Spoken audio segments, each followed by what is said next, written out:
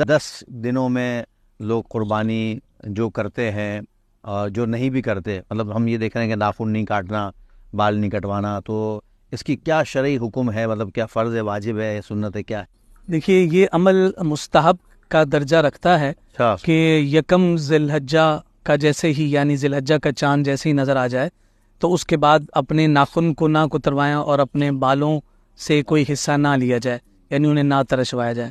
اور اس کی جو حکمت بیان کی گئی وہ حکمت یہ بیان کی گئی کہ اس کے ذریعے سے ایک عام مسلمان جو ہے وہ حاجی کے ساتھ مشابہت رکھتا ہے۔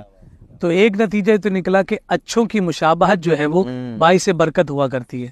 تو یہ مستحب ہے کہ اگر کوئی ذی الحجہ کا چاند نظر آنے کے بعد قربانی تک اپنے ناخن اور بالوں میں سے کچھ نہ لے تو یہ ثواب ہے اور استحبابی امر ہے۔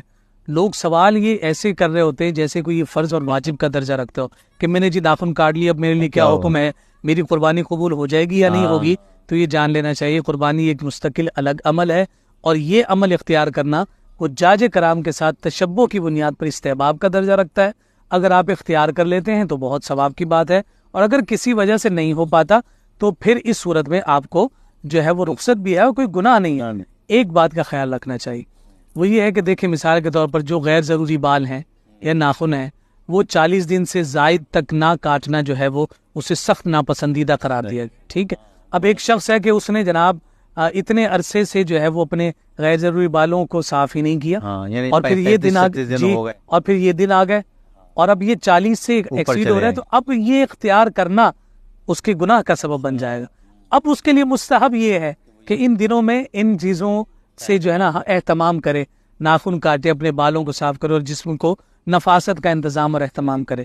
یہ تو ایک حکم ہو گیا، اور یہ ان لوگوں کے لیے ہے کہ جو اپنی قربانی، واجب قربانی ادا کرنے کی نیت کیے ہوئے ہیں۔ ایسے نادار اور ایسے غربا اور فقراء بھی ہیں کہ جو حج کی یعنی کہ قربانی عید الاضحیٰ کی اختیار نہیں کرتے۔ ان کے لیے کیا حکم ہے؟ ان کے لیے حکم یہ ہے کہ وہ بھی اس طریق کو اختیار کر لیں، اور جب عید الاضحیٰ کا دن آئے تو وہ اپنے ان ناخنوں کو اور اپنے بالوں کو کتروائیں اور کاٹیں۔